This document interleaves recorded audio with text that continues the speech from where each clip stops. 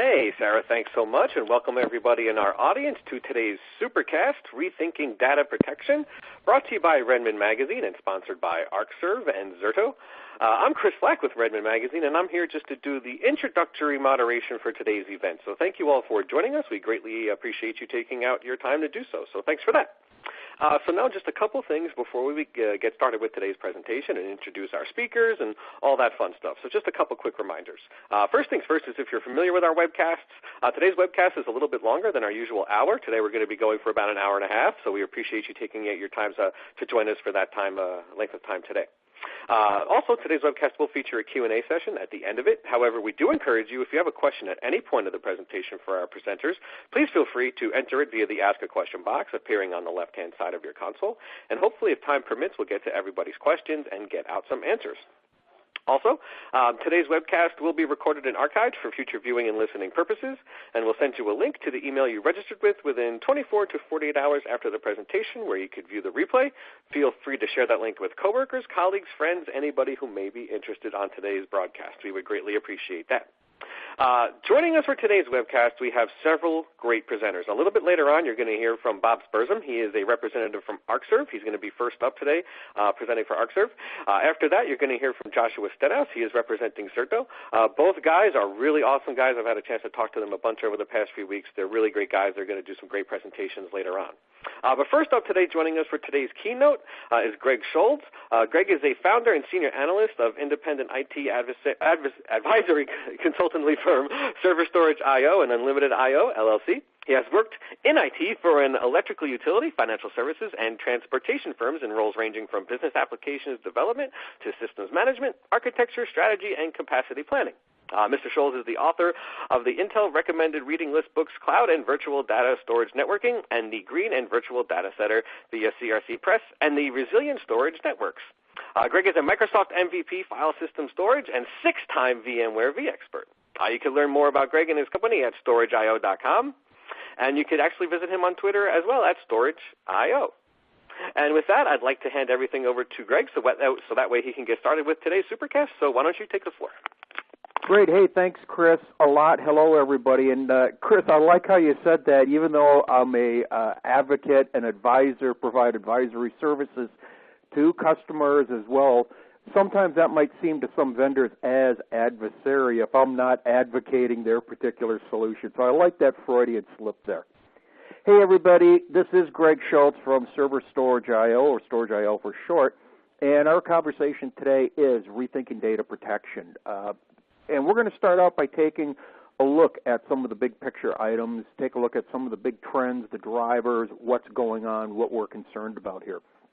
So a couple of things, and hopefully some of these are intuitive, hopefully they're common sense, but sometimes we need to restate what should be common sense and just restate the obvious here. So here's a couple of different things with a major theme towards today about rethinking data protection.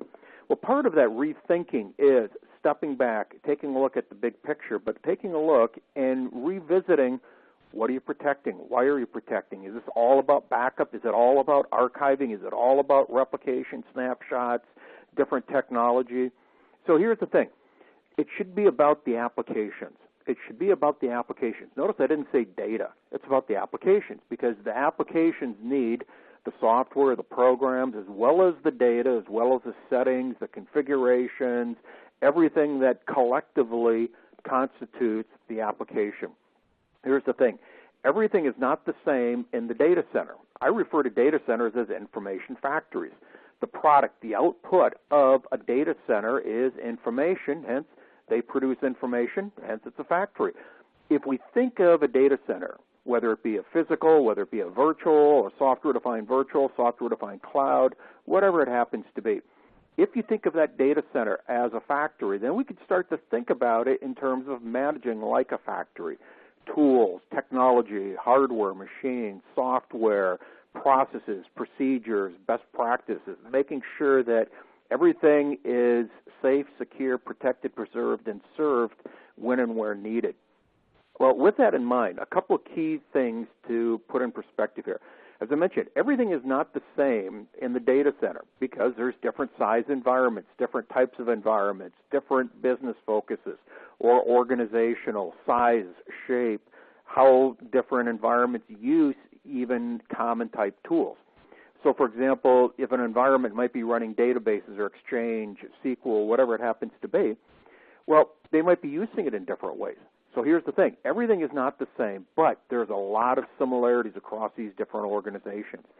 And what we've got going here is the need as a part of rethinking is keeping focused on those applications, but also balancing the high-level, big picture, head in the clouds, process, strategy, vision, architecture, market share, analysis, needs, requirements, assessments.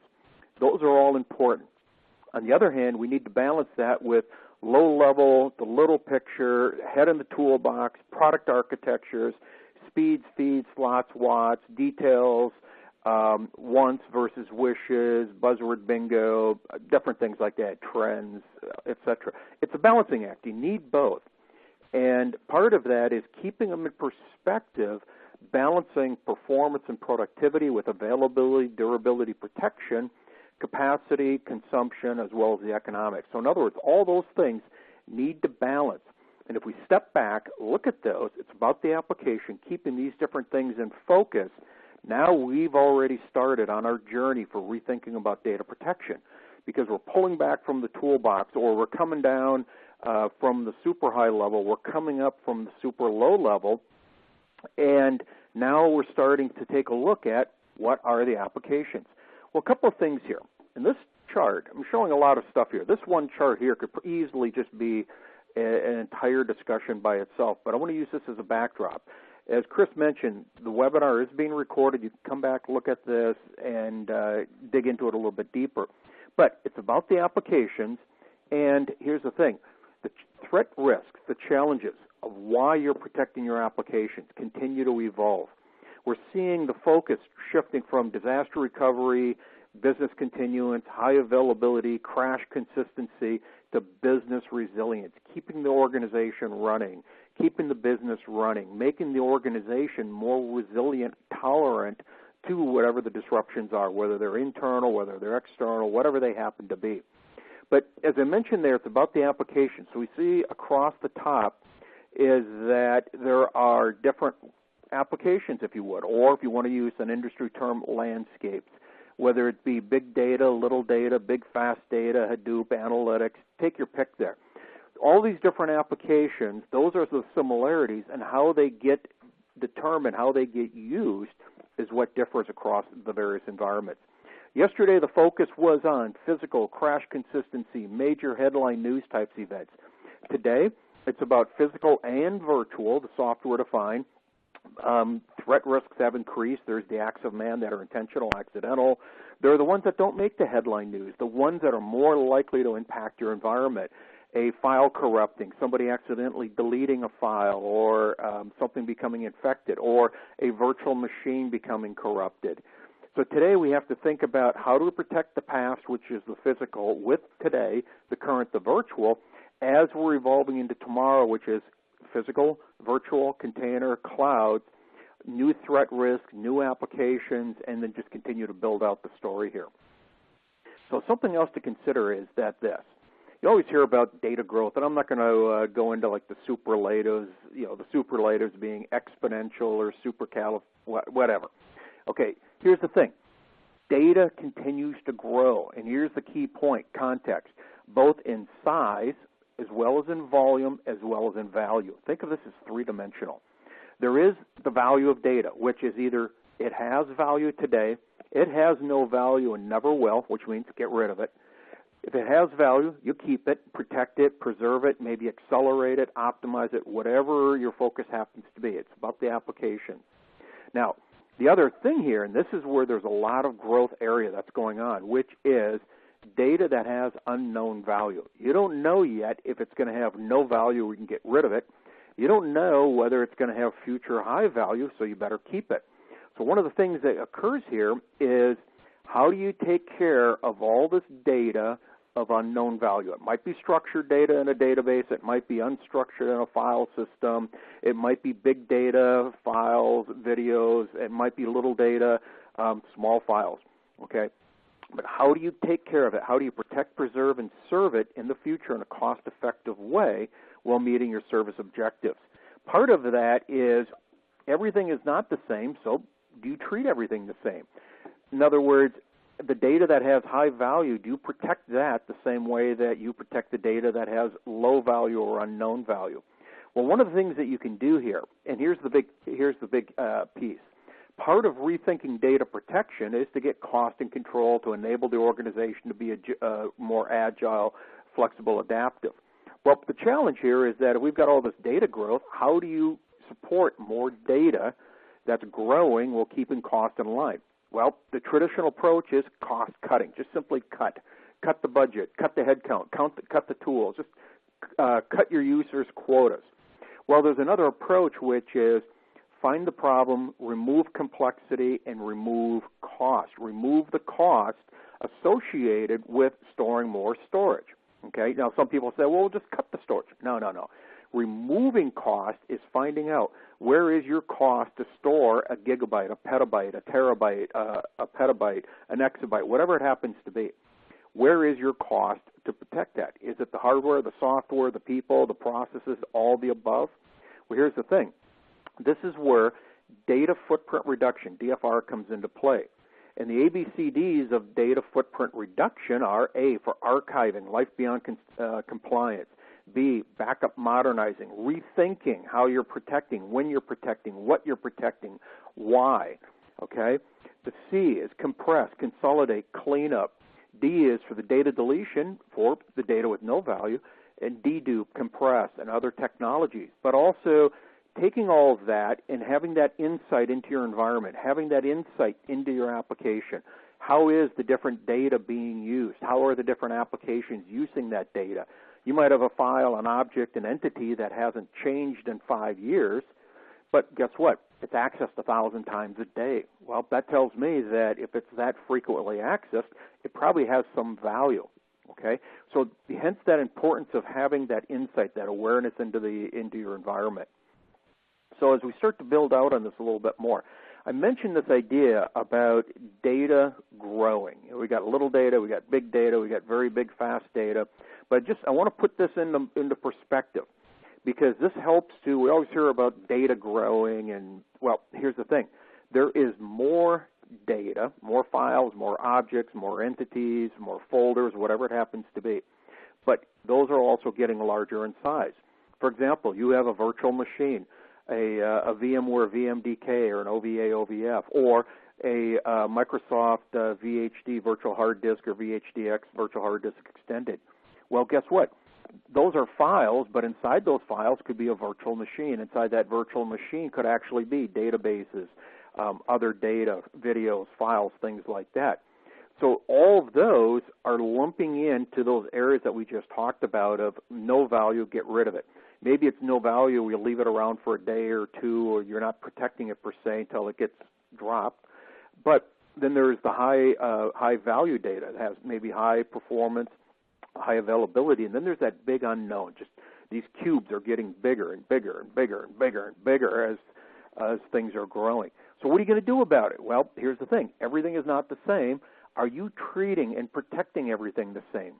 Are you looking at your environment? And again, this is balancing what the different threat risks to your business needs requirements are, and then leveraging the different technologies, but more importantly, the different techniques for using the different tools that are in your toolbox and balancing those. In other words, are you treating everything the same for simplicity? Is that in turn costing you? Here's the thing. You can go too far by not treating everything the same, of having all kinds of complexity because you have too many different categories, too many different types and policies. It's finding that balancing act, understanding the applications, their needs, how they use, and what they're doing to support the business, the organization. As I mentioned, the industry trend is around software-defined, okay, whether it be the software-defined data center, virtual, cloud. Keep in mind that there are new solutions, there's new packaging, feature functionality, scaling up, scaling down, scaling out. But here's the thing. Software still needs hardware. Hardware still needs software. You define your software, you define your data protection software to meet the needs of your environment, okay? Now, where that hardware exists, that's a different story. That's a different ballgame. And part of what's changing is that I've had people tell me, oh, yeah, with software defined, you eliminate the need for hardware. Okay, great. Take the hardware out and see what happens. Here's the point, is how the hardware gets used can change. You can drive some more efficiency, some more effectiveness, some more productivity, things like that. But same thing with your software. What are you protecting, when, where, why, how? The big thing here is on this picture is keeping in mind that you've got your applications that are supporting your organizations. You've got your data. And if you think about it, there's different platforms on where your application gets run from, where it gets hosted, where it gets delivered as part of that information factory. How do you go about protecting those different, your application in those different points? As your application evolves on its journey from physical to virtual to cloud to containers and then maybe back again, how do you maintain? How do you protect?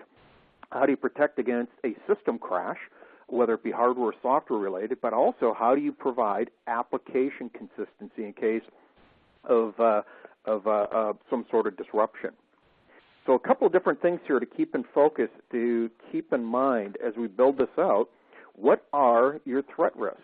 Remember, part, as I mentioned, is rethinking data protection. Part of that rethinking is stepping back and revisiting, understand your environment, your applications, your needs, your wants, your requirements, your constraints. But also, what are the applicable threat risks? Is everything the same? Are you protecting against hurricanes and floods, but yet you live out in the middle of a desert? Are you in the desert, and are you factoring in other considerations? So the point being is that there are new and increased threat risks. There are the ones that make the headline news that people tend to focus a lot on. My concern are the non-headline news-making events. They might be accidental, they might be intentional, they might be acts of man, they might be acts of nature, but they're things that just don't make the headline news unless you don't isolate, unless you don't contain them. And if you don't contain them, if you don't isolate them, then they can snowball. They can roll into a bigger disaster. Then you might make the headline news. So the key point here is understand that everything is different. Everything has different, in your environment, in your applications. What are the applicable threat risks? What are the things that can happen? But also, what is the probability, the likelihood of them happening? And then more importantly, part of rethinking is what could happen, what's the probability of them happening, and then what's the impact to your different applications of something happening, okay? This is where you can start to remove complexity, remove cost, not cut cost, remove cost by simply rethinking, reallocating, where maybe you're treating everything the same to keep costs low, but maybe there's that application that needs to be promoted, needs to be elevated to have better protection, okay? Well, you think, well, that's going to cost more. How do you afford that with a tight budget? Simple. Look at your other applications and say, you know what, we really don't need to have this high level of protection for this unknown data because it's not really changing. It's fairly static. So why don't we rethink how the applications are using that different data without introducing more complexity and just do an assessment of what are the threat risks, what are the likelihood, and how do those likelihoods impact our different applications? Now we can go back over to the toolbox and look at the technology, look at the tools, and then apply different techniques to help optimize that environment. So with that in mind, what is your resiliency strategy? Do you have a resiliency strategy? Notice how I shifted from data protection to resiliency. Well, that's part of it is what do you have for a strategy and how is it implemented? How easy is it to test and to practice? Because practice makes perfect. So in other words, what drives your strategy? What drives your vision? Is it tools, technology, buzzword bingo of what the newest trend or technology is? Or is it being driven by mandates, requirements, budgets?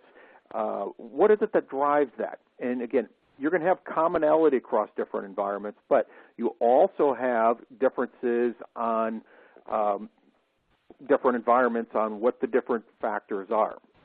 Okay? So again, what is your strategy? What is it that you're trying to do? What are you trying to protect your organization against? Now, if you remember earlier, we showed that balancing is what do you have in your data protection toolbox? So that previous slide, we think of that was high level, big vision, big picture things. Okay, now let's come down, let's come down a layer, but again, we're balancing things out here. Is what's in your data protection toolbox? Do you know what to use, when, where, why, and how, and more importantly, in new ways? So you got the different tools, you got the different technologies across the bottom of the slide. Are the various tools, technology, techniques for different tasks, for different environments? Call those the buzzwords, the industry trends. But over there on the right, about middle right, there are the different techniques, there are the different practices. But one that I really want to articulate and emphasize here is the one around 4, 3, 2, 1. I want to simplify this for you, okay? Now, you can turn this all around and make it as involved, as complex, scale it up, scale it down. But let's just net this out, real simple. 4, 3, 2, 1, the data protection principle rule, which is availability equals accessibility, can get to the data, and durability, is it there, and is it consistent, both from crash and application. Here's the theme. It's real simple. Have at least 4 copies of data or more, which enables durability in case of a copy goes bad, a system crash, something gets deleted, corrupted. But here's the key.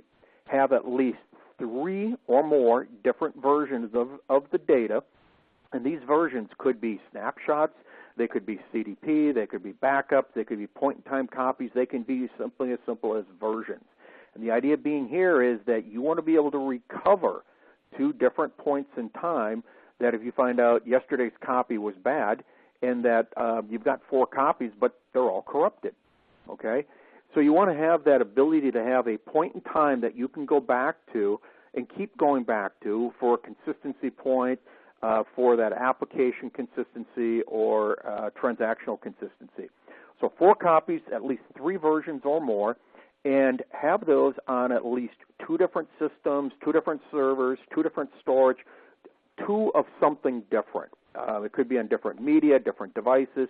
Just have them in different places, and at least one of those being off-site, whether it be offline. The basic idea here is that availability is, again, that you want to be able to access it, but you want to have that durability to different points in time.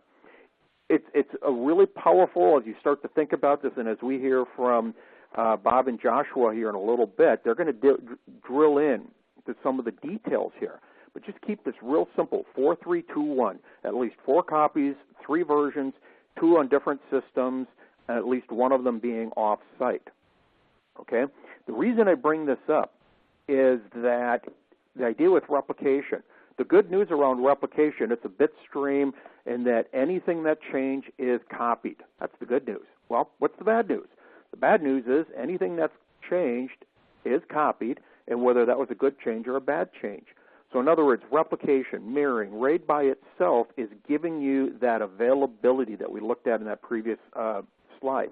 It's making sure that if something fails, a drive, a server, a system, a data center, that I have that copy as of that last point in time.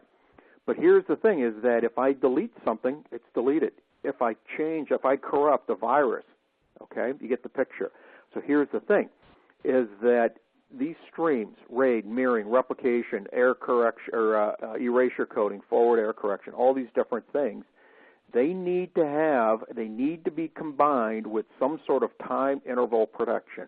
In other words, a snapshot, a copy, a versioning. That's what gives you that 4, that 3, that 2, ultimately that 1 capability is where you can go to different points in time. And what we see here in the picture is I've got the 4, 3, 2, 1 on the left. I've got my copy. I'm replicating to it, but I've also got a detached copy that I can go back to. Again, that's the essence of that 4, 3, 2, 1. Part of this also ties into, remember, I said it's all about the applications. Well, being part of about the applications is, so you've got that granularity. I protected the physical machine. I protected the virtual machine. I protected the file system. I protected the database. Okay, think of it like the Russian dolls where you open them up and then there's another doll and then there's another doll inside of that. Same thing is happening here with data protection. This is part of that rethinking, is understanding it's about the application. I can protect the system. Well, let's go inside the system. Oh, inside the system is a file system. Okay, I can protect the file system. Inside that file system is a database. Okay, I protect the database. Inside the database, I could have transactions, consistency, journals. I have different states, different granularities. That's part of that rethinking. What's the impact on your applications? Where are you protecting? And where are you protecting, again, against the different threat risks? All right. So moving on here is where we start to put this all back together again, is looking at it is data protection yesterday, today, and tomorrow. There are the changing threat risks, but we also have new capabilities. There's a bunch of different bullet points there. I'm not going to read them all off to you, but think of it this way. Yesterday, I said yesterday was physical-based. Well, yesterday was physical, but it was also, think of it in terms of coarse, very, very large, granular. Today, more fine-grained, more flexibility, integrating in with the applications. When I say that, integrating with the oracles, the SQL servers, the exchanges, the file systems. Tomorrow, even more granularity, more flexibility, more ability to go to variable recovery points such that you can recover to a different point in time, but leveraging that resiliency so that you can reduce the amount of time for that recovery. Okay, so I'm going to wrap up here so that we can transition, but I just want to leave you with a couple of closing thoughts for now, which is look and leverage the different technology and the solutions that work for you as opposed to you having to go to work for them. In other words, have a vision, strategy, and a plan. This is that balancing. Remember, it's about the applications. Have that balancing act between really high level and really low level. Balance those out. Have insight and awareness into your environment. Avoid flying blind. Have the insight, have the tools, the insight that allows you to understand the applications and the data, or the data and the applications, and then leverage that to understand the different threat risks. But probably the key thing is part of rethinking is step back, sit down with your users and ask them what they want and what they need.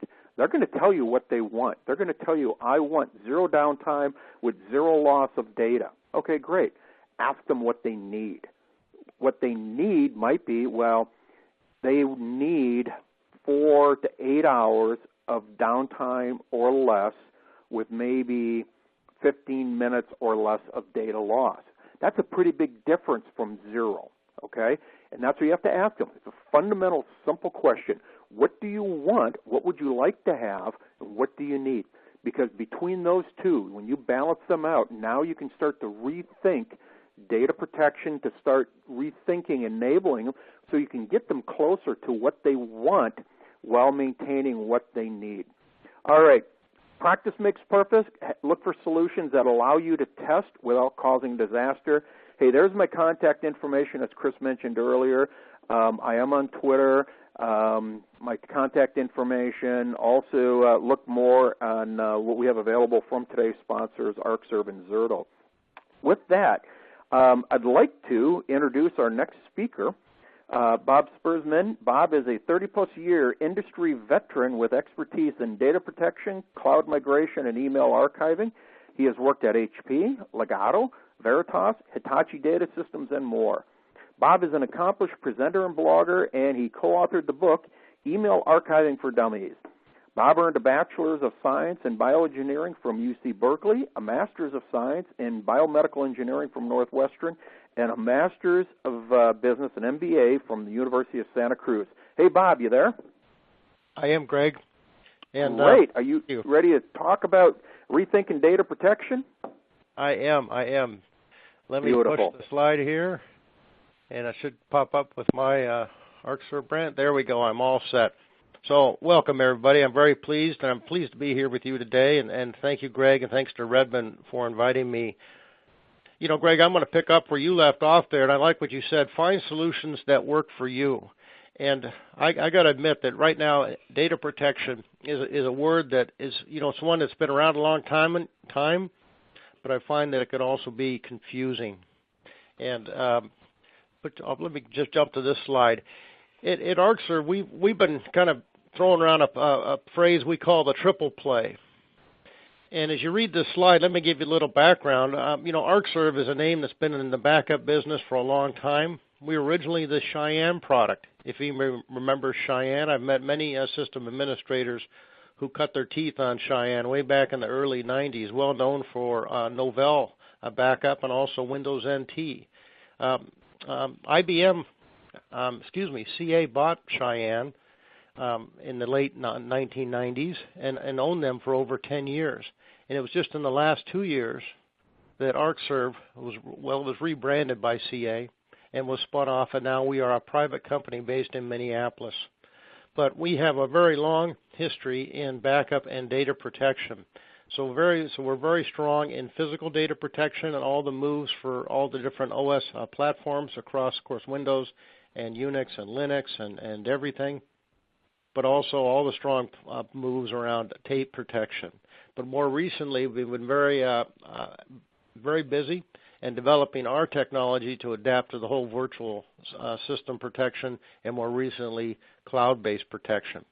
Hence the term we've come up with, we call it the triple play: physical, virtual, and cloud. What I thought I would do today in this presentation, given I've got about 15 minutes to talk, is to go through how we look at cloud data protection and how it fits in with traditional on-premise data protection and what some of those moves are for backup and recovery, long-term retention, and disaster recovery services.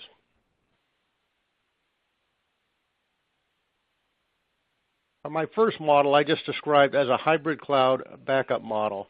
This provides, and this, Greg, I love the way you talked about the 4-3-2-1. So we're definitely talking about now, here we're going to give that traditional on-premise data protection, we're going to give it that one copy off-site. This would serve as a replacement, perhaps what you're doing today with Iron Mountain or a similar vendor, using a tape copy and having that stored safely off-site. Okay? And maybe the best way to show this is just to pop up a picture. Let me walk through this and take a look at this carefully, because it's an important. Nope, we're good. I thought I was jumping around. So as a backup vendor, when we look at is cloud, we have an on-premise backup server. That's one distinction, because there's other solutions on the market, more for small business, very small enterprise, that would just do direct to the cloud backup. Now we have a backup server on premise, and that server then uses the cloud as a target for backup replication. So we make our backup copy. You do that on-prem, and you're likely going to be recovering from one of those on-prem versions of that backup. But as an extension for your off-site protection, back to that 4-3-2-1 rule, we can now set up a task to replicate your backups. They've been completed. The backups are there, be them physical or virtual, and you can replicate those backup images off-site. Now, we have a product we launched last year called Arcserve Cloud, so that we have a hosted cloud provider already set up with our backup servers already engineered and tested and running in their cloud, because importantly here to understand, we are going to a target which is of our own technology, the same technology. It's the same backup server. And that's not something that we're not unique there. This is the way it works. I had one customer ask me, well, what cloud backup product would you compete with? It's sort of a fair question, but it might miss the point that the cloud, that backup server sitting, as shown in my diagram, in the cloud, that remote site, is of the same technology as the on-prem backup server. So when you've made a decision to buy your on-prem and you're adding cloud, then that vendor's cloud solution is going to be your choice, kind of by definition. You don't mix and match the technology there. Don't be confused with other products might mention, well, we can do a form of file copy, or just copy your backup images or just files to a S3 or equivalent storage. And that's different. We have that capability too. We have a file copy and file archiving, but that's not what we're talking about here. We're talking about putting a backup server in the cloud that you're replicating to, and you're going to be controlling both and that's a different play. And our customers have done this before if they've had multiple data centers, and now you can do this with our cloud service to do that back and forth replication for the protection and also the recovery. All right, let's jump to the next one. This is a really interesting area, and it's just an extension of what I just described. And you might think, well, what does it matter? Why do you need to have that backup server in the cloud? Why can't I just copy my backup images there into some just equivalent of S3 storage? Well, here's a perfect example, because as you know, using your virtual system backups products such as Arcserve or others, there's a very unique capability now where these virtual machine images that we're backing up, which are essentially we're backing up as files, but these are pretty special files. They're entire virtual machines, and these can be restarted. They can be reattached to a hypervisor and turned on, and can be enabled then as running machines. And this can be done without having to move them back to their source. So in my previous slide, you don't have to move these guys back to run these machines. And I've got a picture here coming up that'll show this nicely. This is a really nice play for, you start getting some disaster recovery, but be careful. It's the RPO and RTO is a little bit different. It's not a continuous form, and let me describe here what I mean. So first, we're doing backups on-prem, and we're replicating them to the cloud. Now these virtual system backups, the recovery point maximum on these is going to be at 15-minute intervals. That's because we're doing snapshots, right? So it's not going to be continuous, but that's pretty darn good for most applications. But again, back to Greg's good talk, it all depends on what your application needs are. But that's pretty darn good. You may only need 30 minutes or maybe 1 hour snapshots or maybe 4 times a day. It all depends. But that's all accomplished with my backup product on-prem. I replicate those off-site where I keep multiple versions.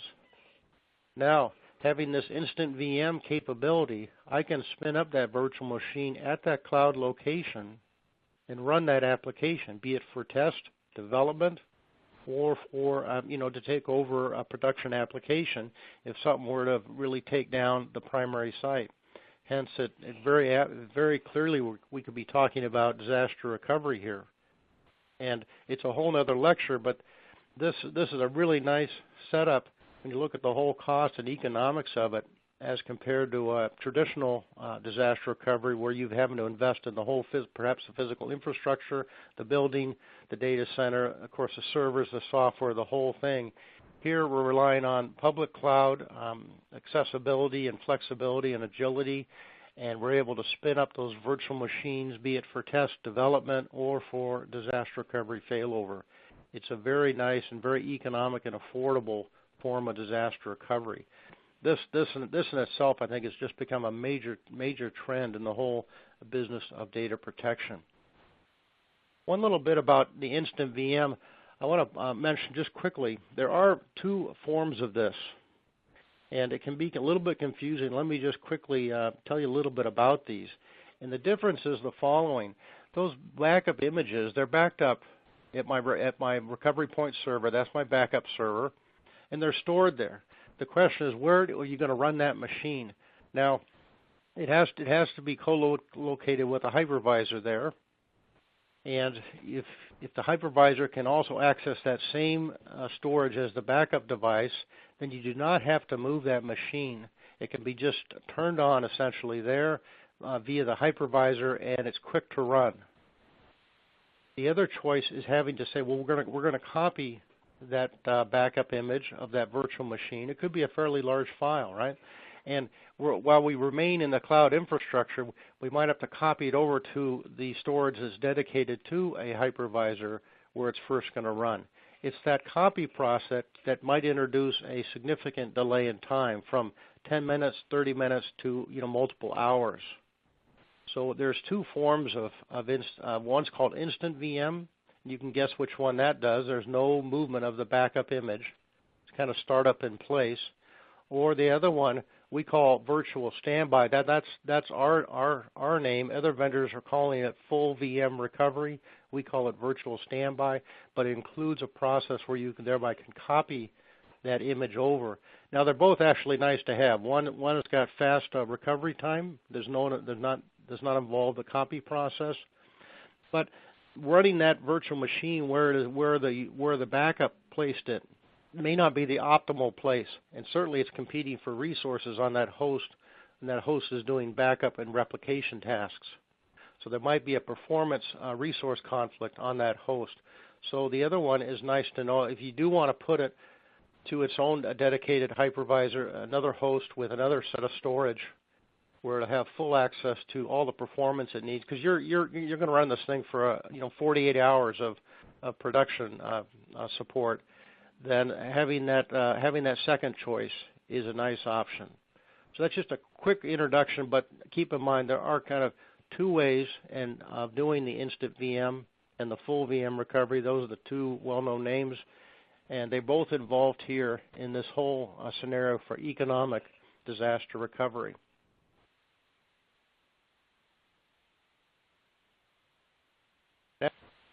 Put this one here, and I call this high availability in the cloud. This is my third type model I want to describe. And again, I'm going to jump to a picture here. Stuck to it. What we have here, what's first thing and missing is there's no backup servers involved here.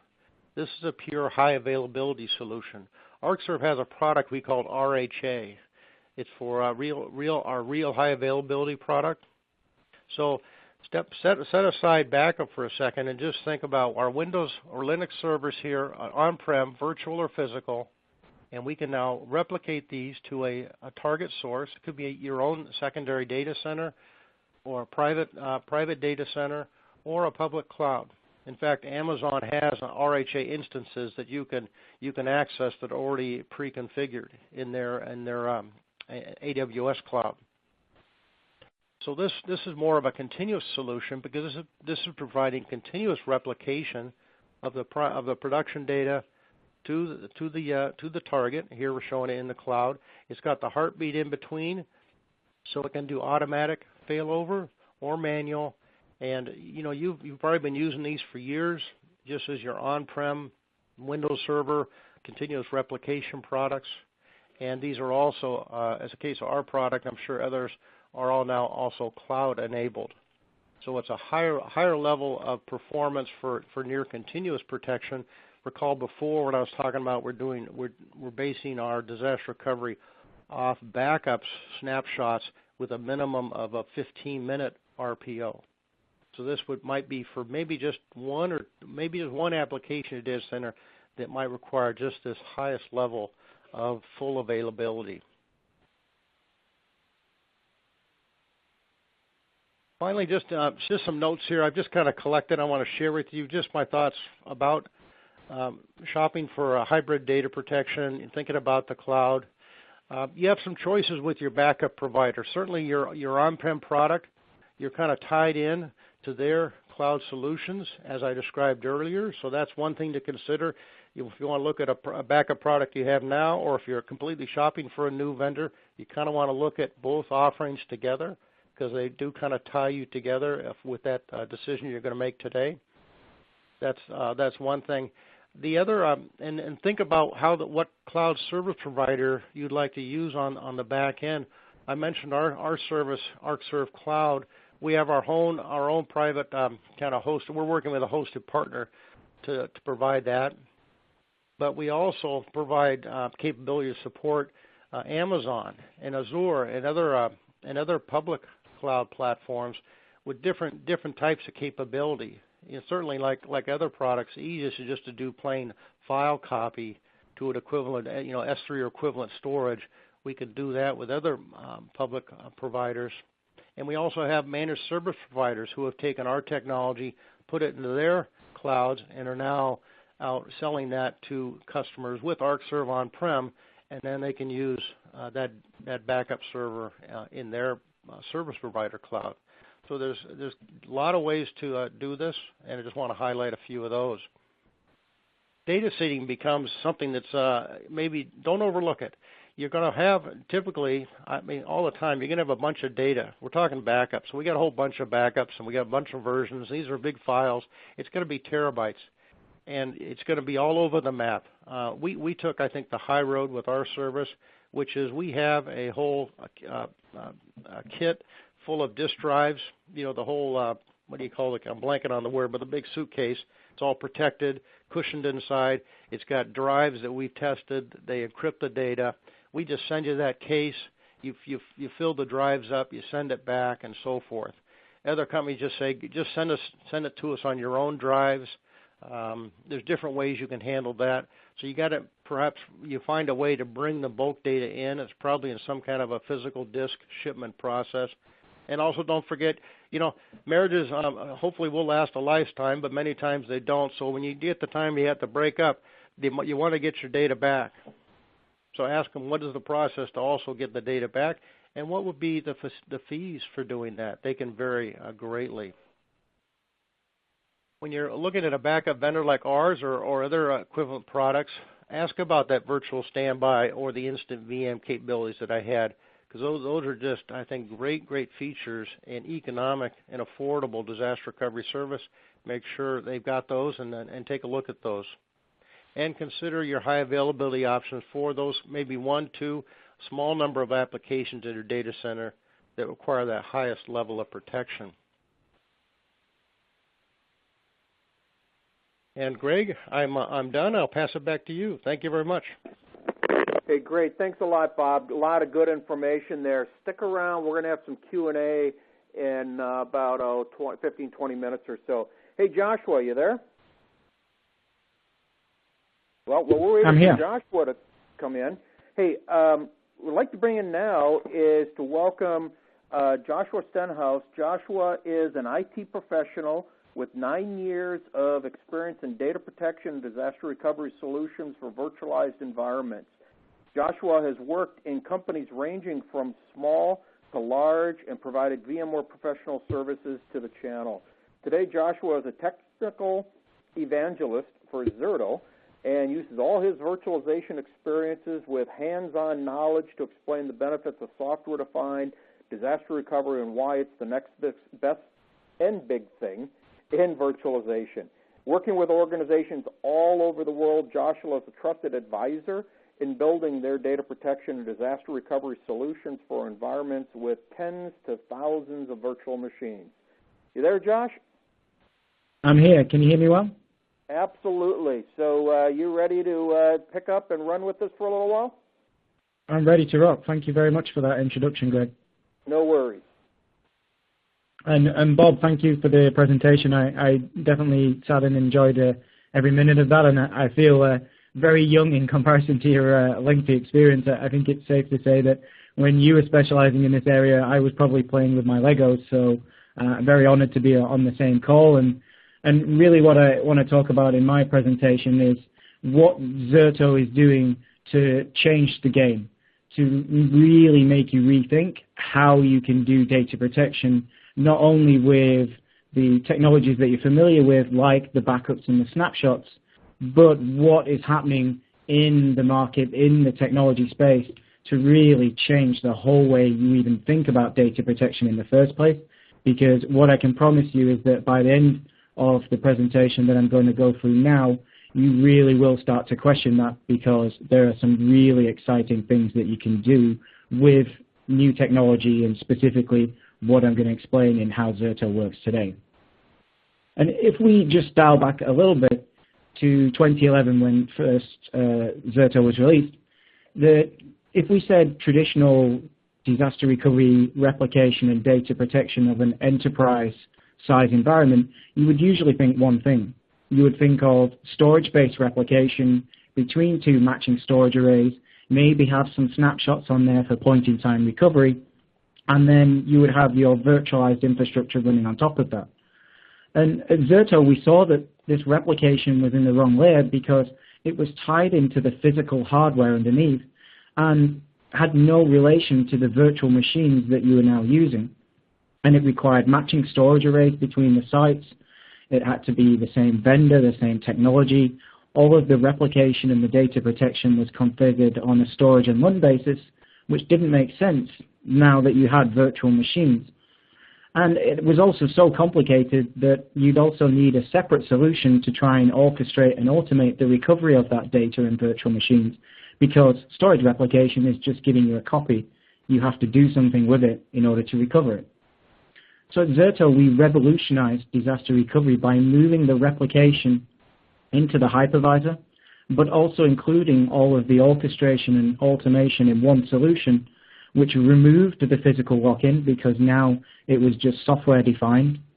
And it removed all of the complexity because you were just selecting virtual machines, and whatever data is in those virtual machines, you could now replicate and protect and recover it with the same solution. And if you look at the trend in the market since 2011, you can see that more and more services are becoming software defined, and perfect examples of that are software defined networking, even perhaps storage.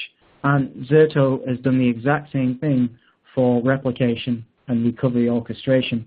And since releasing the software, Zerto has customers all over the world of every different size and vertical that you can think of, with environments that have just 10 or 15 virtual machines, up to environments with thousands of virtual machines, protecting 5 terabyte plus Oracle and SQL database VMs.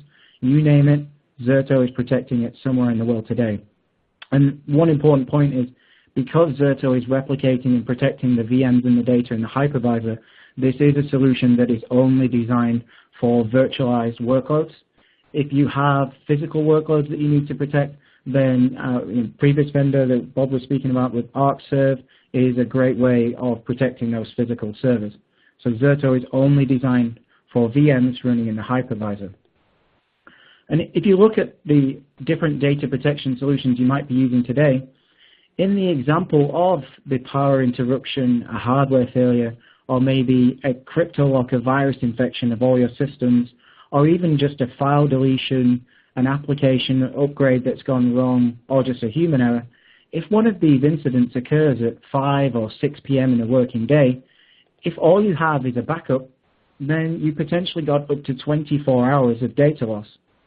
And if you take the example of a user raising a request to the IT help desk, and the user says, I just deleted my home folder, can you help me?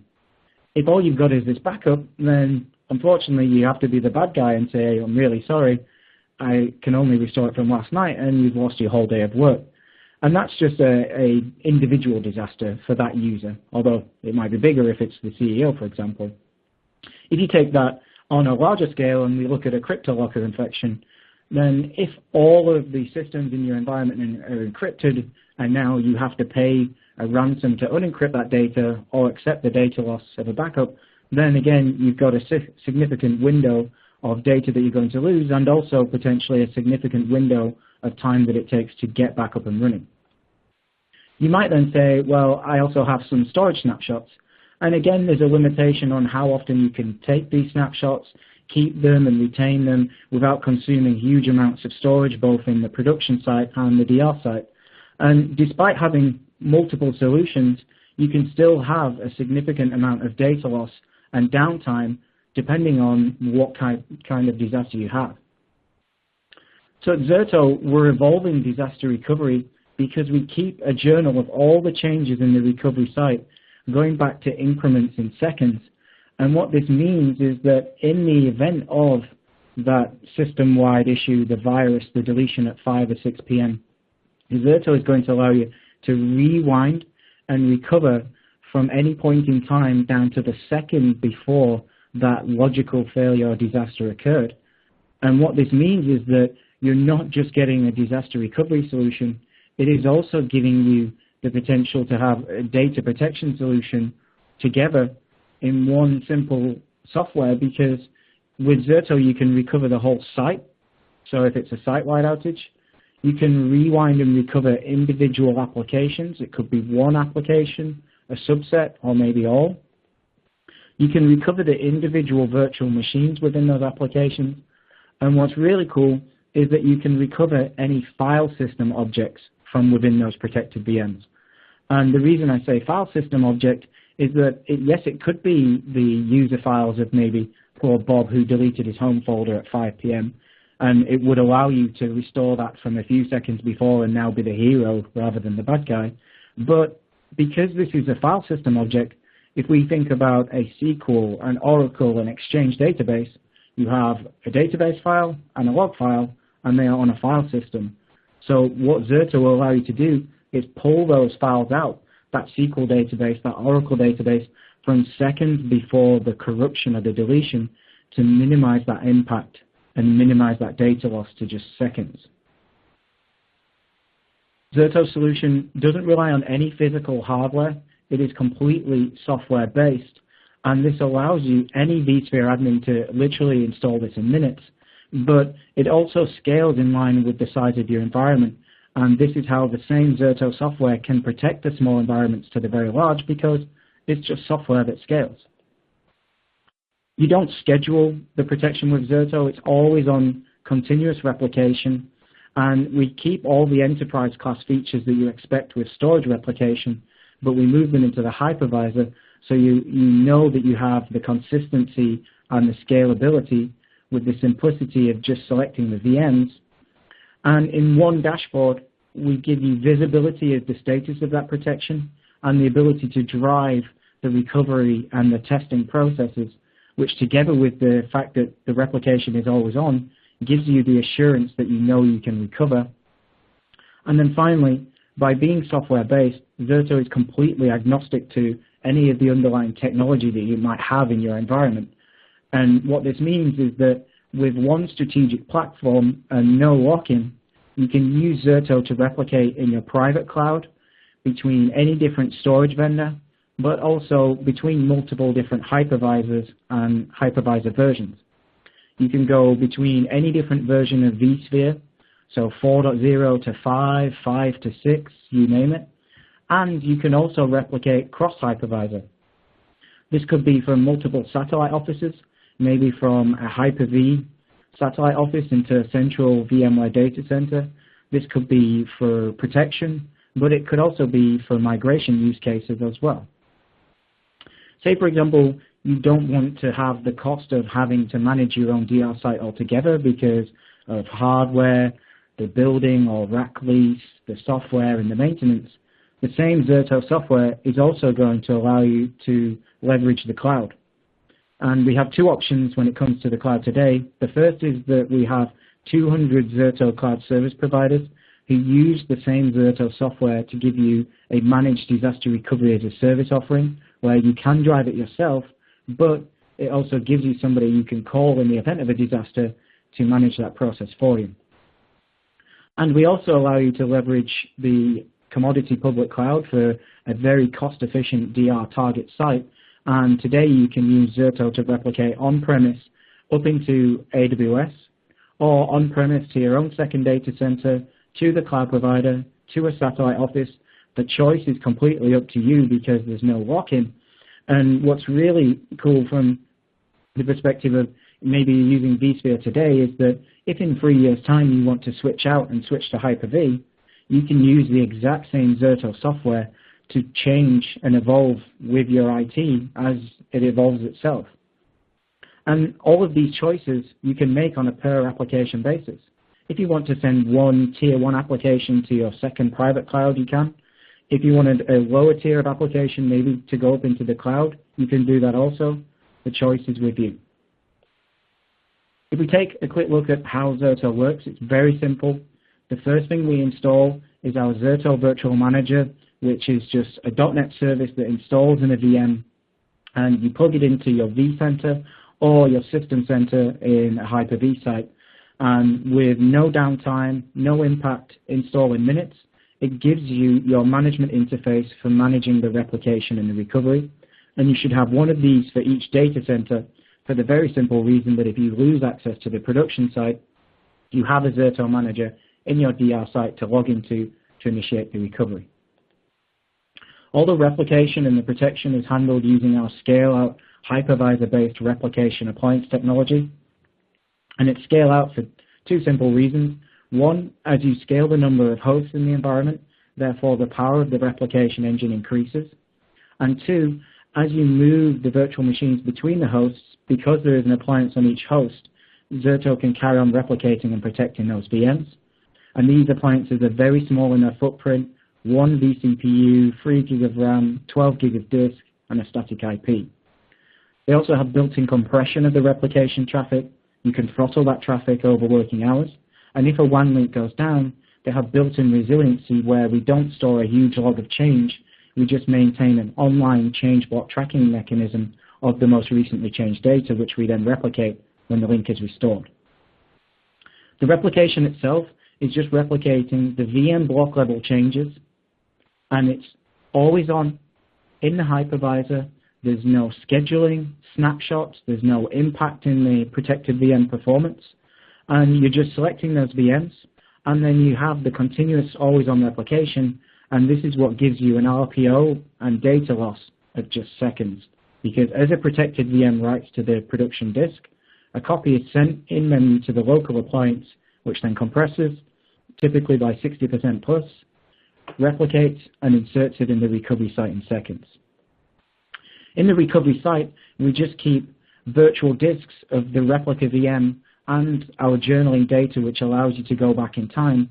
And because it's just virtual disks in the target data stores that you select to replicate to, then this is how Zerto is storage agnostic and allows you to replicate VMs from any storage to any storage, which removes the lock-in, the complexity because you don't have to configure replication in a separate interface, and it allows the prospect of maybe even reusing hardware. One key thing that Greg mentioned was not just protecting the data, but the applications that that data forms.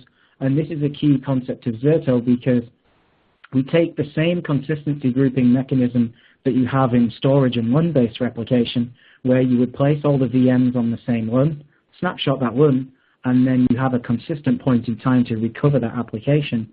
Zerto takes that mechanism and we evolved it into what we call the virtual protection group, which gives you the same consistency mechanism, but the simplicity of just selecting the VMs, and then we replicate them all together and recover them all from the exact same point in time. So in the example of having a multi-VM application stack, it's all recovered from the same point in time, just a few seconds in the past. And this also applies for point-in-time recovery. So if you rewind back to yesterday at 2 p.m., you can rewind the entire application stack rather than just the data within it.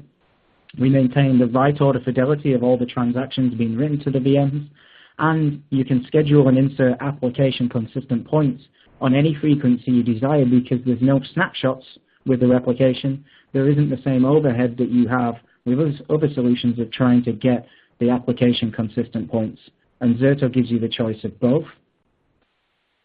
You can also prioritize the replication, and the cool thing with this is that if you have 3 tiers of application across the board, Zerto will maintain a sub-20-second recovery point objective if the bandwidth is available, but then you can set a priority, so if the bandwidth becomes constrained, then we will maintain the lowest RPO on the high priority and let the RPO steadily increase on the lower protection groups, which gives you the maximum utilization of the bandwidth you assign. You can also pre-seed an initial copy of the data to reduce the initial sync time. And once you've created this protection group, all the day-to-day changes that happen in a virtual environment, like vMotion, storage vMotions, HA failovers, adding, removing, resizing disks, Zerto sees that change, carries on replicating and protecting. For recovering the data and the applications, it's very simple with Zerto. Here we have the Zerto Manager interface, and we've had a disaster. All the different scenarios we covered, it's gone wrong, and this is actually showing you a site disconnection in the Zerto interface. And to recover, you simply click Failover, step 1. You select the applications, could be one individual app or all of the applications, step 2. You verify the point in time that you want to recover from in the settings, and going back in time is as simple as selecting this checkbox here, that's it. And all the VMs are recovered from that exact timestamp, step 3. And then finally, you click Failover. And in that 4-step simple process, that's all it takes to initiate the failover of the entire site or individual applications with Zerto.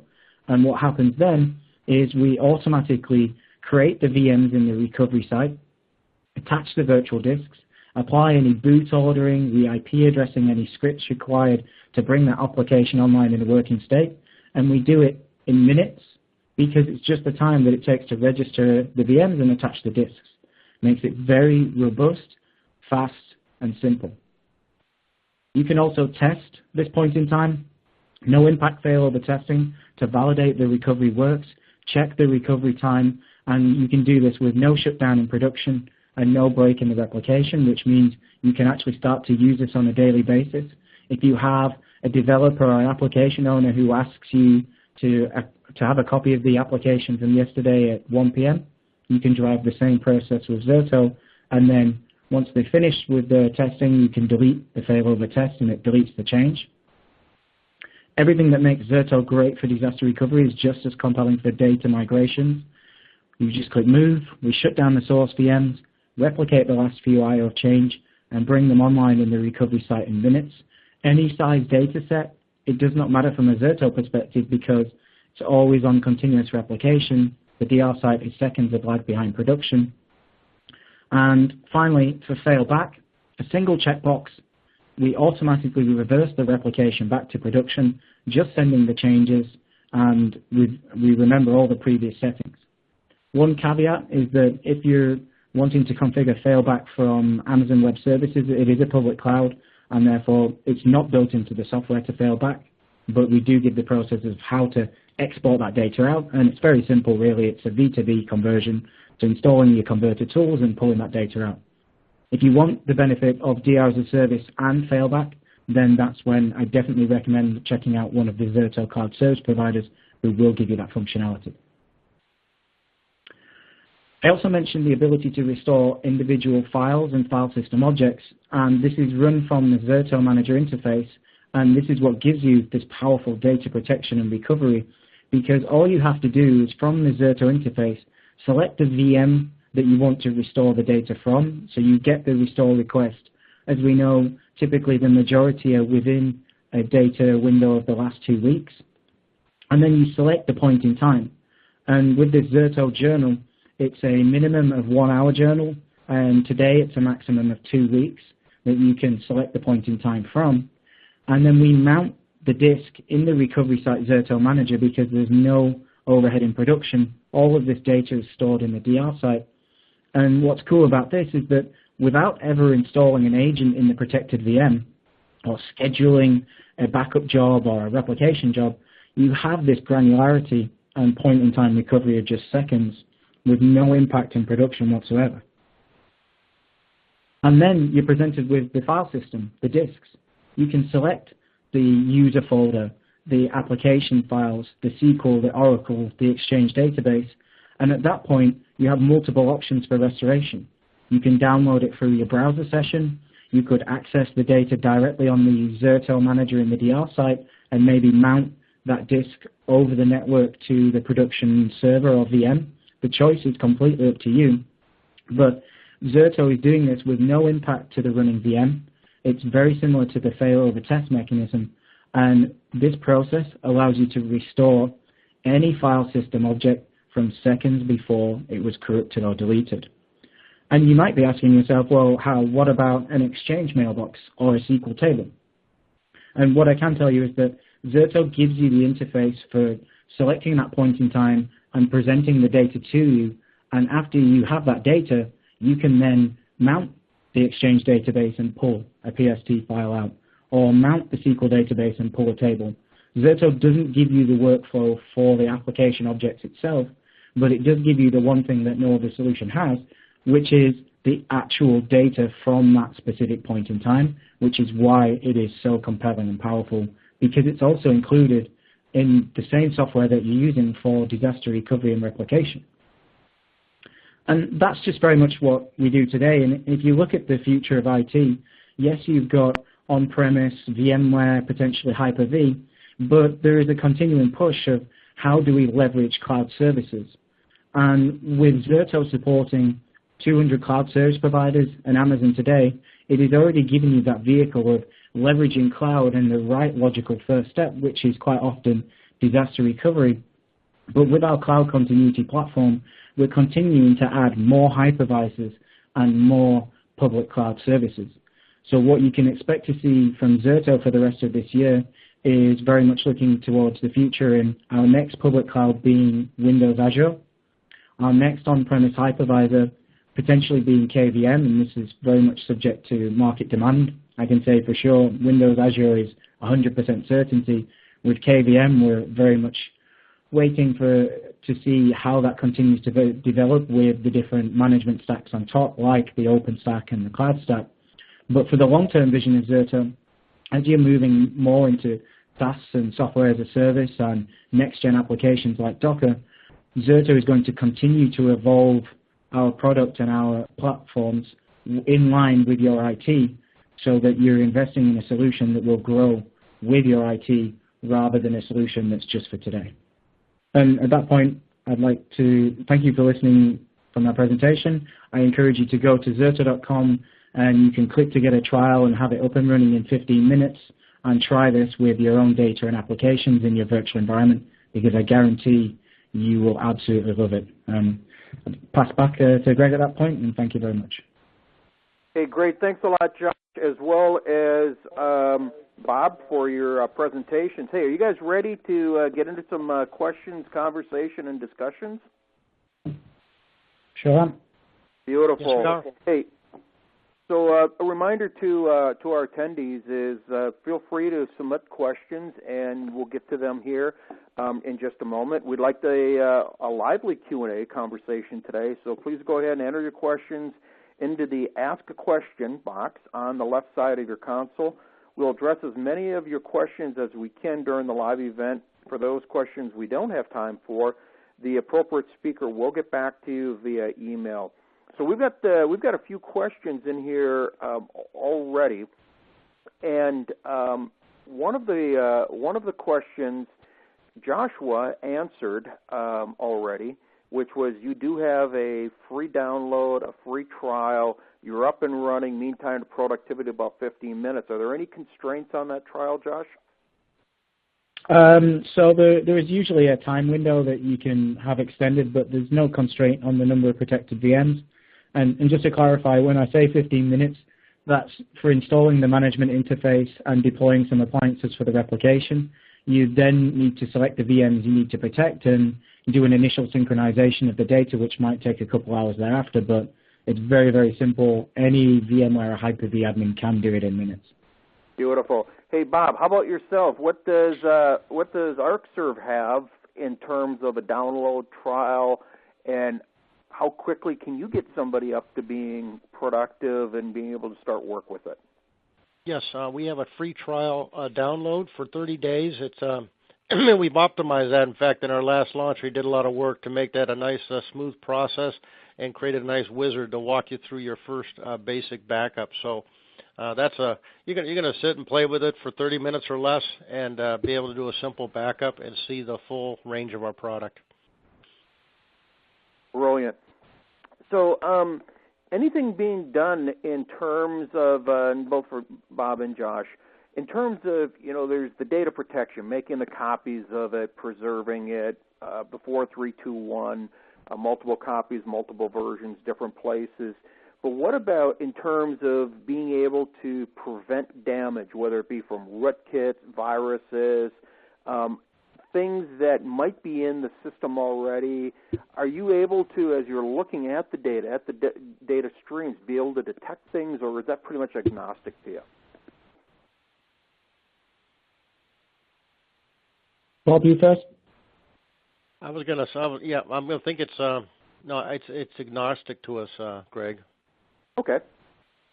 Yeah, I can say the same. I definitely, from a Zerto perspective, it's block level replication, and whatever is changing in those blocks, Zerto is replicating. We're not analyzing that for the likes of a virus infection, but the important thing is that while we don't protect against the infection occurring, which is definitely in the realm of your antivirus vendors and threat detection type software, what we do is allow you that point-in-time recovery so that if you are infected, which I'll be honest, with the zero-day vulnerabilities that you see today, might be a question of when, not if, we will allow you to rewind the environment in an isolated environment to a point in time before that infection took hold, and also test those points in time to verify that they're not encrypted beforehand as well.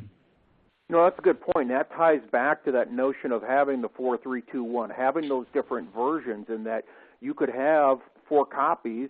Well, they might all be corrupted, but if you've got multiple versions, maybe you're lucky where one of those versions is far enough back in time that you can go back to before something had been infected. But I think it's also an example, guys, where the data protection, there's more to it than just backing up. There's more to it than just the replication. There's more to it than the versioning. There is the virus, the interfaces, things like that. But there are some tools that focus on the different pieces. But then how can they start to work together that the last good known consistency point, the authoritative copy was back on a particular date? You better have a protection copy to that point in time.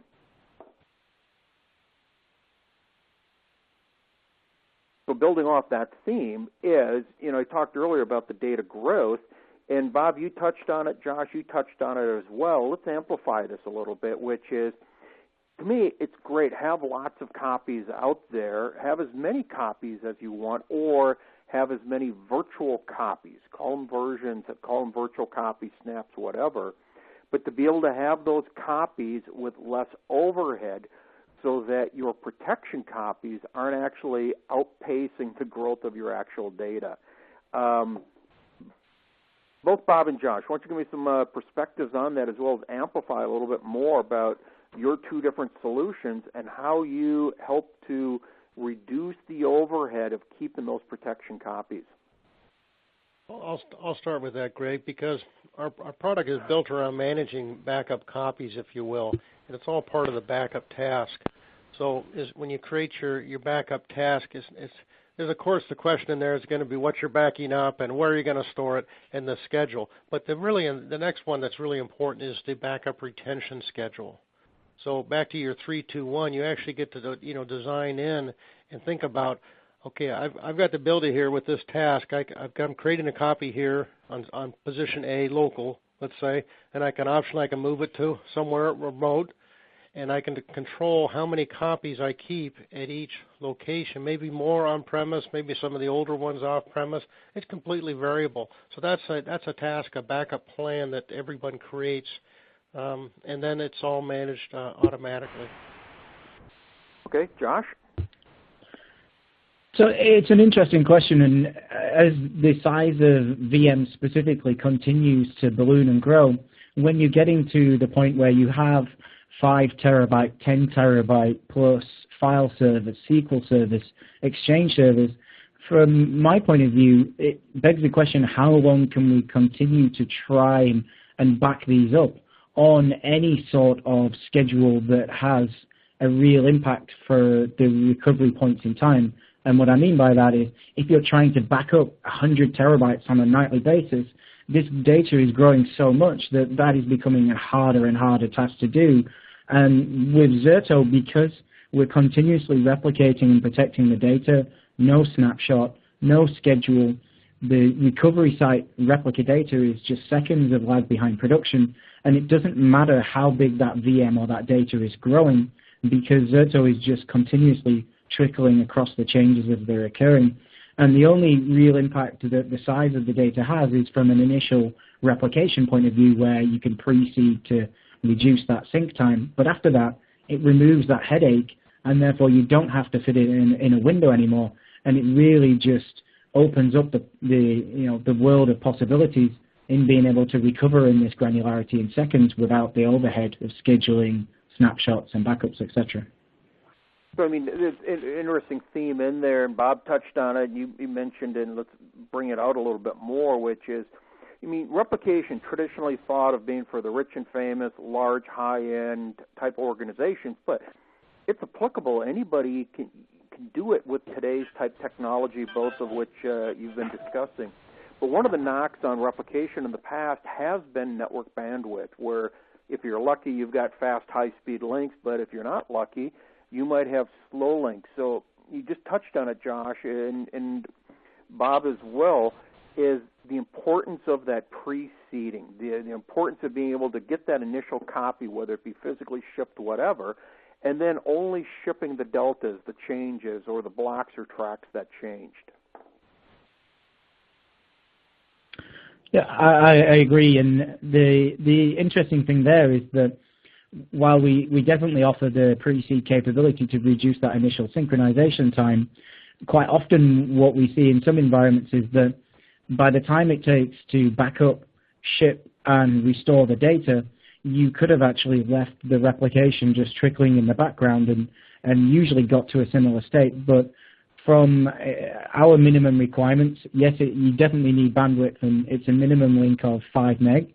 And what you'll always find is that with the built-in compression of the traffic by Zerto, which is usually 60% plus of any block changes, it does use significantly less bandwidth than the previous generation of replication solutions, because as those blocks are changing, they're being replicated, and you'll see a user, for example, create a 10 gig file on a VM.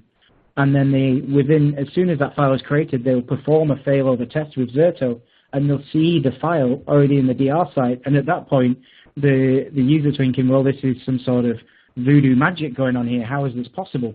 And because Zerto is continuously replicating, every block that they wrote of that file as they were writing that 10 gig file was also being replicated to the DR site, which is how it can maintain that copy and keep it continuously updated, even with the smaller links. Great. How about you, Bob? Any perspective there? The one I would add is that one of the key features of our technology is we built in full deduplication of our product, and it's very key that just to give a little quick background, for back in 2003. Deduplication became so important with disk-based backup, right? And Data Domain was a big brand name there. But that's a long time ago. We've taken that same technology and we built that into our backup server. We call it our recovery point server. I'm mentioning all this because storage efficiency is very key, not only in the cloud, but also in the movement of the data as we're going to replicate our backups to a remote location, the cloud. The fact that they've all already been deduped and compressed greatly helps in the whole network. You don't have to go out and buy a WAN optimizer. Is the simple way of saying it. And your storage is like a lot less. We get people getting, because it's backup images that are again and again largely the same backup source, right? We get very high dedupe rates and can reduce that footprint both on-prem and importantly in your cloud storage. Well, I think there's an interesting theme in there that applies to both you folks, which was, initially, whether you were talking compression or dedupe, whatever it was, the focus has always been, or it's tended to be more towards the target, the destination, where you're sending the data to the disk, to the tape, to the cloud, whatever.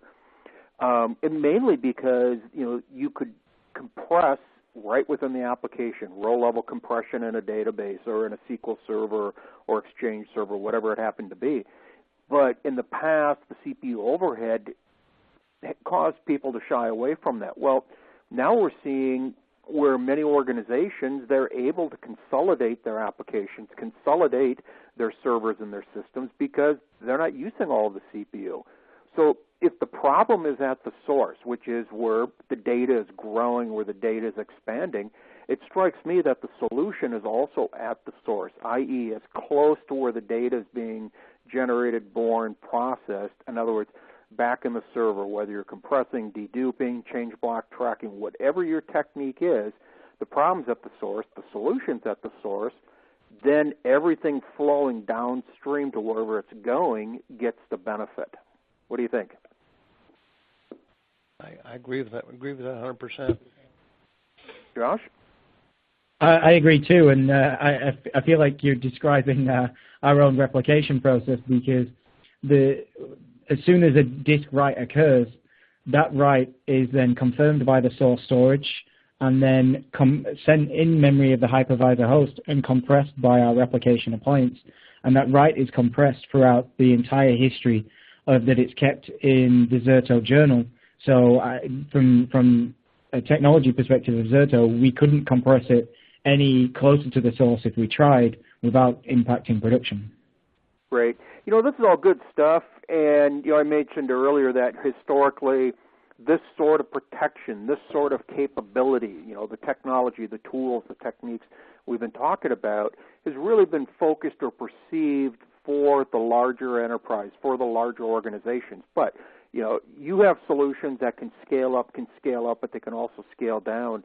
Let's shift the conversation a little bit here, which is, what about that smaller organization, whether it be an SMB, an SME, even a smaller SMB, that has applications that need more resilience, that they have both the applications, the data that need more and better protection. They've got limited budget, they've got limited staffing, they've got to make do with what they have. In other words, they don't need a solution that they have to go to work for supporting. That solution has to adapt to their environment without adding complexity. What say you?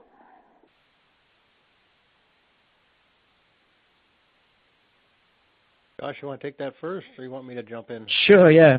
Thank you, Bob. In terms of the size of customer that we work with, it's usually easier to qualify it from a technical perspective in the fact that Zerto plugs into a vCenter or a Microsoft System Center, and usually you'll see the smallest environments that have that management interface have maybe 2 or 3 ESXi hosts plus. So in terms of the Zerto customer base, it's usually the smallest environments that we protect are between 10 and 15 virtual machines that require disaster recovery registered to a vCenter. And then with those customers, using the Zerto software, we remove the complexity because they don't even have to have a DR site, which is often one of the biggest costs at that scale. So we have a lot of customers with 10 or 15 virtual machines using Zerto for DR as a service to our cloud providers, right up to the big guys who have the same software driving their 5,000 VM environments and replication between their huge data centers as well. Great. How about you, Bob? Yeah, yes. You point out something. I made a point of this, and it's worth mentioning again. And Josh and I both have this in common. We're working with these service providers, so they've taken our technology. Josh has got his, I've got mine. But the point is, here's an independent agent, a service provider says, I see this as a business opportunity, and to make this business work, I'm going to take this backup technology, be it from Arcserve or Zerto, and I'm going to run it in my data center. So this enables then these end users then to connect the same technology they have on-prem now with a service provider. So I think this really kind of paves the way for a smooth setup for they get off-site protection with the same technology, and I think it's a real win-win. And I know the prices I know for the Arcserve, it's very economical. These guys never before could even touch this kind of a performance. Having budgets to set up their own a site to do this. Great. So we've got time here for another quick question, which is, how technology evolves. And would you say, we'll start with Bob and then we'll go over to Josh real quick, it's not as much that the technology that'll go away, but maybe that an old technology or a new technology might be used in new and different ways. In other words, that it's really about leveraging new and different techniques, leveraging new and old technologies to start doing and start innovating. Mm-hmm. Yeah, Bob? This is a great question, and really a topic that we could just spend another hour on, but we won't. I always look and say, well, backup is the cart. You got to look at the horse, because that's what's pulling us, and your horse is your application. And there's major things. There's, of course, the kind of application. What platform is it running now? How many times, if you go back in the 90s, it was all, I remember everything was released on Solaris. You remember all those days, Greg. I mean, Windows was never even in the radar, right? And now it's all Windows, and now it's maybe moving to something else, but who knows? But so many things shift, physical to virtual, major shifts. So that horse is constantly changing. That's where you can keep an eye on, because that's where your applications are moving. The old backup products, we were all physical. We were all tape-based. It became disk-based, but we were still very physical. the whole virtual phenomena completely has reshaped the whole backup landscape. We're one of the few products that actually went in and just redesigned a complete new backup product around virtual, right? And many of the old big brand names in backup, they've adapted to virtual much more slowly and you don't have all the features of someone's just a pure virtual system product like Zerto. So those things are rapidly changing. I'll tell you, and there's the next step in front of us, and you had this on your slide, Josh, is the SaaS stuff, the Salesforce, the ServiceNow, you name all these Office 365. People are looking seriously at how these are going to impact their data protection needs.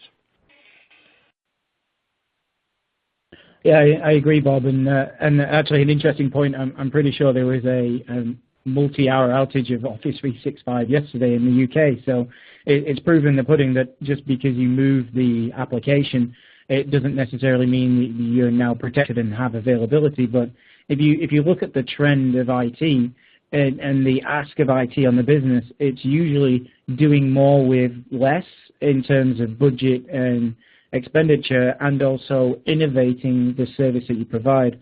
And one of the biggest questions that you'll continuously get asked in IT is, how can we do more with less? How can we leverage cloud-based services in a way that makes sense? And as you use these new technologies, it's going to allow you to take that first step. And it might not necessarily be putting all of your applications directly in the cloud, because let's face it, not everyone is a brand new startup like Netflix that can just go and create that. But you can start to use it in a way that makes sense, and a great first step in leveraging the cloud to do more with less is moving your backups there, the replication, the data protection, because then you still get all the benefits of keeping all your data on-premise and your applications on-premise, where you get the management, the responsibility, and the responsiveness, and then use these new technologies that are designed to remove that restriction and allow you to get out of your own data center for the likes of disaster recovery as a service. Great. Hey, unfortunately, that's all we have time for today. So I'd like to thank everybody, all of our attendees that stuck through the entire event today, as well as our presenters, Bob and Josh, our sponsors, Arcserve and Zerto, as well as Redmond. So at this point, this is Greg Schultz saying thanks again to everybody for attending, and I'm going to pass it back to Chris. Okay, enough said. Thanks, guys. Awesome job, as always, everybody. Thank you so much for your participation. You guys did a really great job presenting. Thank you so much. Big thanks to everybody in the audience for joining today's Supercast, sponsored by Redmond Magazine and brought to you by Arcserve and Zerto. Thank you all for attending. We hope you have a great day, and take care, everybody. Bye now.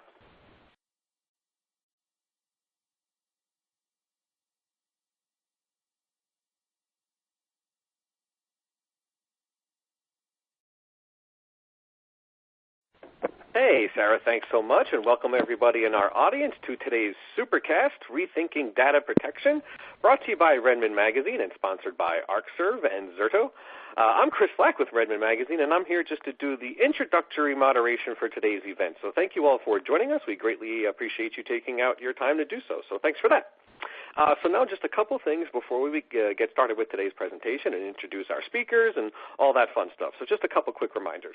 First things first is, if you're familiar with our webcasts, today's webcast is a little bit longer than our usual hour. Today we're going to be going for about an hour and a half, so we appreciate you taking out your time to join us for that length of time today. Also, today's webcast will feature a Q&A session at the end of it. However, we do encourage you, if you have a question at any point of the presentation for our presenters, please feel free to enter it via the Ask a